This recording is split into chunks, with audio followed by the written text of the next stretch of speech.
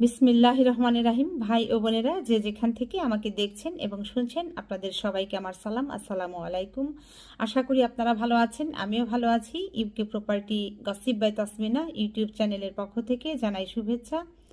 আজ মে মাসের 16 তারিখ শুক্রবার 2025। এই মুহূর্তে লন্ডনের তাপমাত্রা আছে 17 ডিগ্রি সেলসিয়াস। আজ আপনাদের সাথে যে বিষয়টি নিয়ে কথা বলতে চাচ্ছি সেটা হলো যে আজ বাংলাদেশ সময় দুপুর 12:22 সময় বাংলাদেশ বিমান এয়ারলাইন্সের একটি বিমান 71 জন যাত্রী নিয়ে অল্পের জন্য জীবনে বেঁচে গেছে। কিভাবে বেঁচে গেল, ঘটনাটা কি, সে বিষয়টি নিয়ে আসলে আপনাদের সাথে কথা বলতে চাচ্ছি।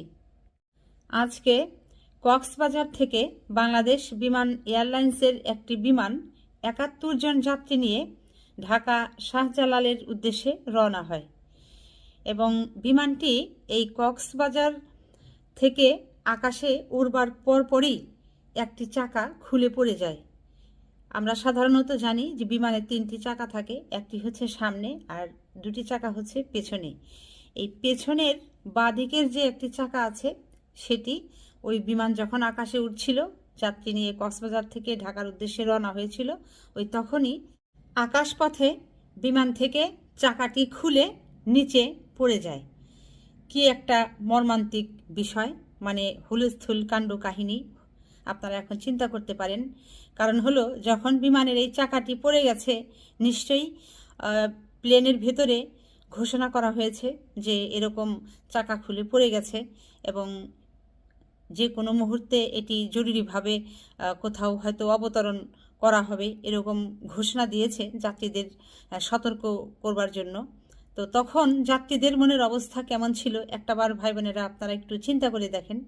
তো যা হোক, তারপর যেটি হয়েছে যে ওই পাইলট তিনি ওইভাবেই আকাশপথে ওই বাংলাদেশ বিমান এয়ারলাইন্সের বিমানটিকে ড্রাইভ করে এনে এই ঢাকাতে নামিয়ে দিয়েছেন।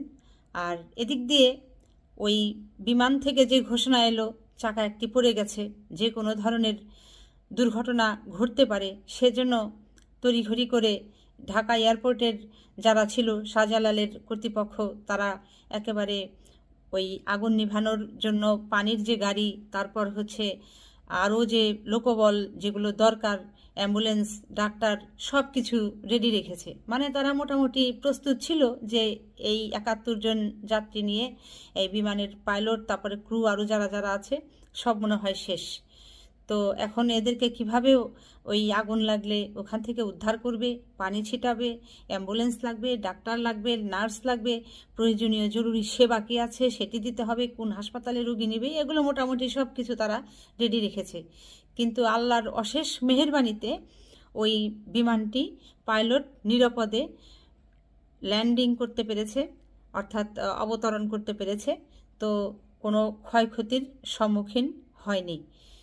এখন কথা হলো যে এই বিমান কর্তৃপক্ষের কবে আসলে এই জ্ঞানবোধ জাগ্রত হবে যে এই যাত্রী নিয়ে বিমান আকাশে উড়ে আর চাক্কা পড়ে যায়।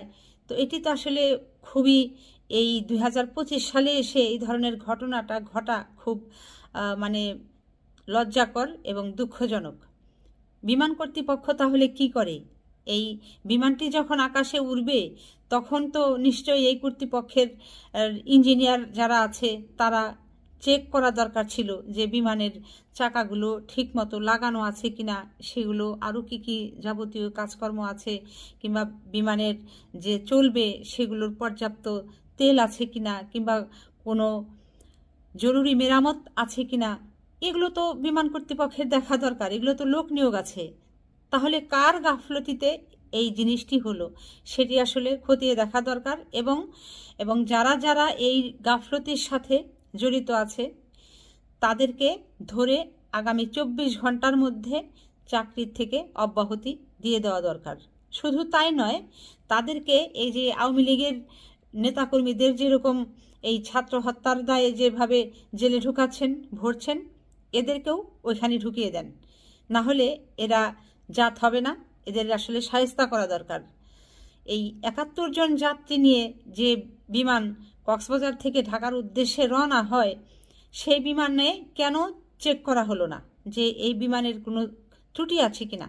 এটি তো দেখভাল করবার জন্য নিশ্চয়ই রেসপেক্টিভ ডিপার্টমেন্টের রেসপেক্টিভ অফিসার্সরা আছেন, কর্তা কর্মচারীরা নিয়োজিত আছেন।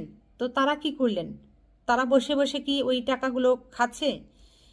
কেন তাহলে তারা এই অবৈধভাবে টাকাগুলো খাচ্ছে? তারা তাদের দায়িত্বগুলো পালন করছে না। এই দায়িত্ব পালনে অবহেলার কারণে এদেরকে আগামী 24 ঘন্টার মধ্যে এই বিমান বাংলাদেশ এয়ারলাইন্স এই কর্তৃপক্ষের ভেতরে যারা যারা দুর্নীতিতে ভরা আছে, দুর্নীতিবাজ আছে, এদেরকে ছাঁটাই করে দিন। এদেরকে ছাঁটাই করে এদেরকে জেলে ঢুকিয়ে দিন।